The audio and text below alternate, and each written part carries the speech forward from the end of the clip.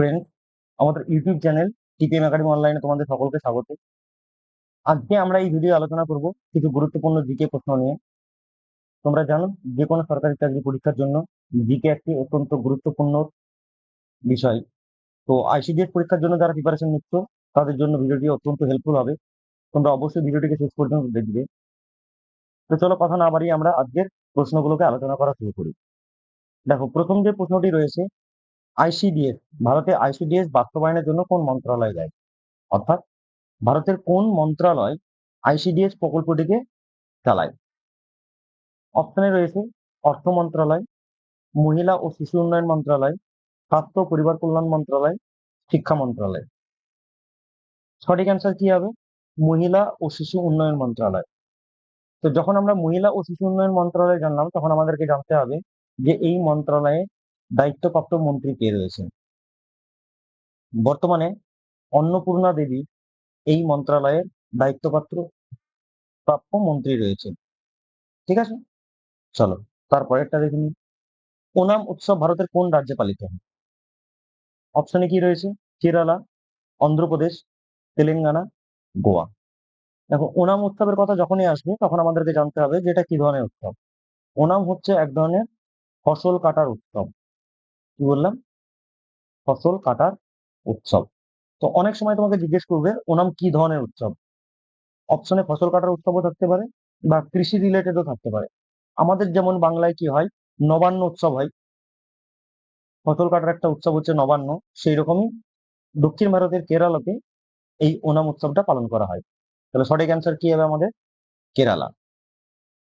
তারপরে দেখো, মানব দেহের সবচেয়ে বড় অঙ্গ, অর্থাৎ লার্জেস্ট গ্ল্যান্ড। কি বললাম? লার্জেস্ট গ্ল্যান্ড কোনটা হবে? Sorry, organ. লার্জেস্ট অর্গান কোনটি হবে? লিভার, মস্তিষ্ক, ত্বক আর হার্ট।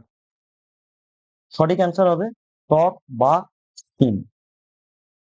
ত্বক বা স্কিন হচ্ছে মানব দেহের সবচেয়ে বড় অঙ্গ। আর যদি ছোট অঙ্গের কথা বলে, মানব দেহের সবচেয়ে ছোট অঙ্গ কোনটি, তাহলে কি হবে? সেটা তোমরা অ্যান্সার কি করবে? কমেন্ট বক্সে কমেন্ট করে জানাবে। চলো তারপরে দেখে নিই।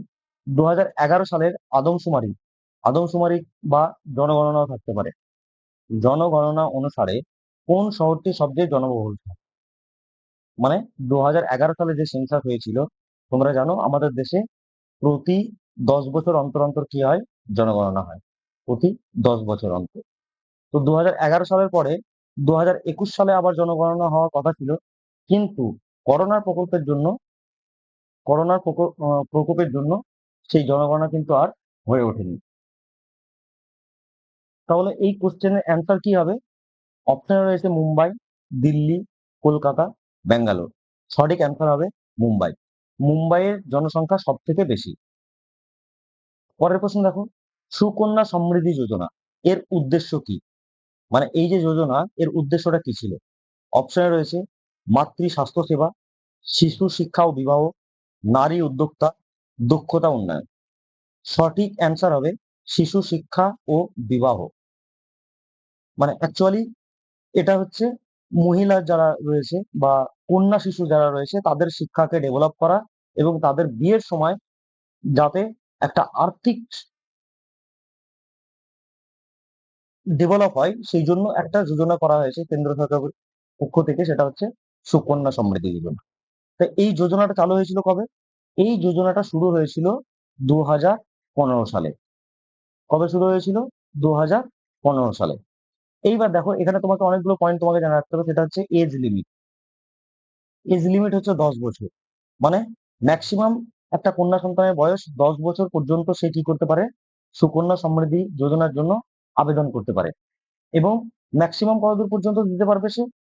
তার বয়স যখন 21 বছর হবে, তখন কি হবে? এই টাকাটা সে ম্যাচুরিটি পাবে। ওকে, তো অবশ্যই তোমরা মনে রাখবে এই পয়েন্টগুলোকে। পরের প্রশ্নটা দেখো, মৌর্য বংশের শেষ শাসক কে ছিলেন? অপশনে রয়েছে বিন্দুসার, অশোক, বৃহদ্রথ আর চন্দ্রগুপ্ত মৌর্য। কোশ্চেনের সঠিক অ্যান্সার হবে বৃহদ্রথ। বৃহদ্রথ কে ছিলেন? মৌর্য বংশের শেষ শাসক। আর মৌর্য বংশের শ্রেষ্ঠ শাসক ছিলেন কে? সম্রাট অশোক। আর মৌর্য বংশের প্রতিষ্ঠাতা কে ছিলেন? চন্দ্রগুপ্ত মৌর্য। মৌর্য বংশের প্রতিষ্ঠাতা ছিলেন চন্দ্রগুপ্ত মৌর্য। মনে থাকবে। চলো তারপরেরটা দেখে নিই। হাড়ের সাথে পেশি সংযোগকারী গঠনকে কি বলা হয়? বা হাড়ের সঙ্গে পেশির যে সংযোগ সেটাকে কি বলি আমরা? কার সঙ্গে কার? দেখো এখানে দুটো জিনিস মনে রাখতে হবে। হাড়ের সঙ্গে একবার হচ্ছে পেশির, আর একবার হয় পেশির সঙ্গে পেশি।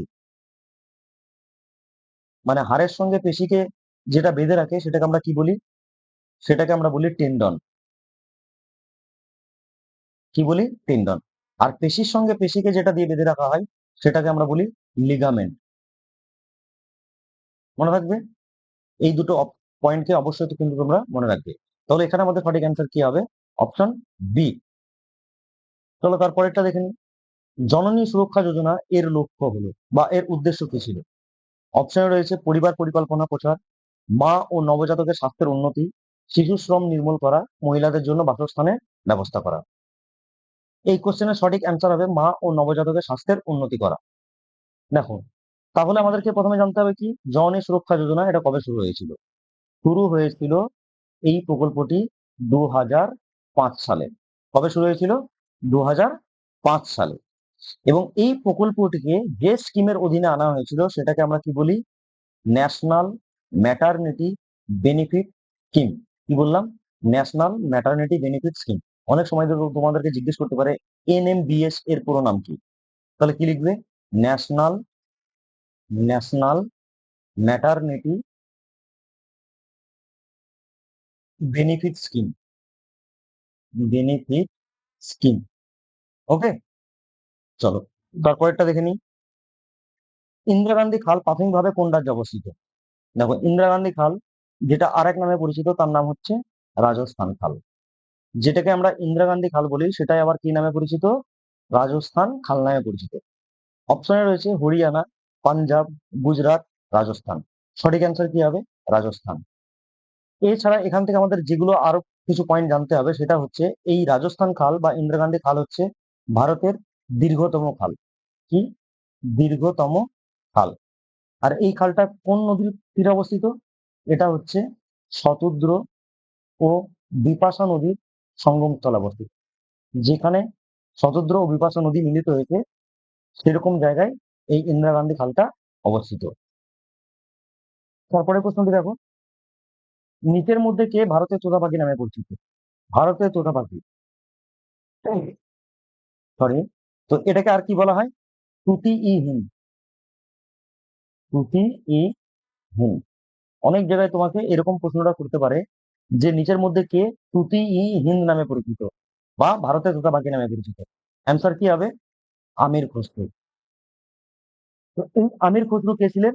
আমির খসরু ছিলেন কাওয়ালির জনক। কি বলা হয়?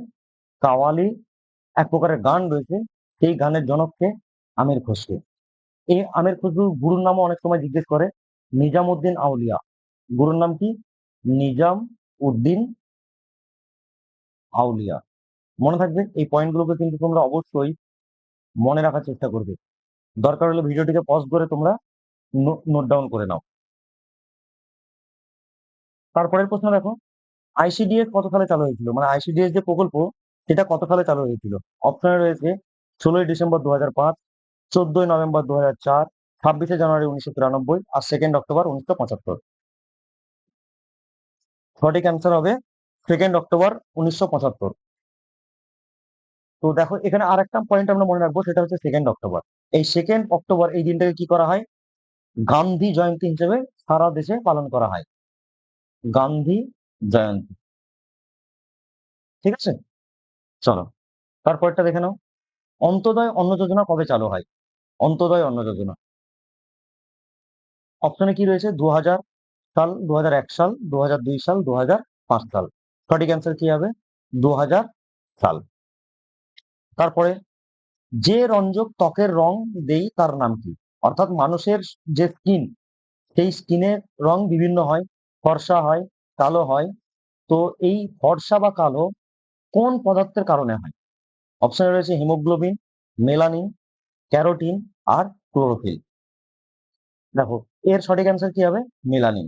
মানে আমাদের ত্বকের রং ফর্সা হবে নাকি কালো হবে, সেটা এই মেলানিন নামক রঞ্জক পদার্থের জন্য। আর হিমোগ্লোবিনের উপস্থিতির জন্য কি হয়, রক্তের রং লাল হয়। আমরা জানি আমাদের যে নখ এবং যে চুল রয়েছে সেটা কি দিয়ে তৈরি করা হয়, ক্যারোটিন, সেটা ক্যারোটিন দিয়ে তৈরি। আর ক্লোরোফিলের উপস্থিতির জন্য গাছের পাতার রং কি হয়, সবুজ হয়। মনে রাখবে, এতগুলো পয়েন্ট কিন্তু আমি তোমাদেরকে বলে দিলাম। তারপরের প্রশ্ন কি রয়েছে, ভারতের রিজার্ভ ব্যাংক কত সালে প্রতিষ্ঠিত হয়েছিল? রিজার্ভ ব্যাংক, যেটা শর্ট ফর্ম হচ্ছে RBI, reserve bank of India, এটা প্রতিষ্ঠিত হয়েছিল কবে? না, এটা প্রতিষ্ঠিত হয়েছিল আরবিআই অ্যাক্ট 1934। এইটা দেখে অনেকে বলবে তো অপশনই নেই। দেখো এটা কি, এটা অ্যাক্ট। এই অ্যাক্টের বলে রিজার্ভ ব্যাংক প্রতিষ্ঠিত হয়েছিল কত সালে? 1935 সালে। ক্লিয়ার? চলো তারপরেরটা দেখো, ভারতের রিজার্ভ ব্যাংকের সদর দপ্তর কোন শহরে অবস্থিত? অপশনে রয়েছে মুম্বাই, কলকাতা, নয়াদিল্লি, চেন্নাই। রিজার্ভ ব্যাংকের যে হেডকোয়ার্টার সেটা কোথায় অবস্থিত? মুম্বাই অবস্থিত।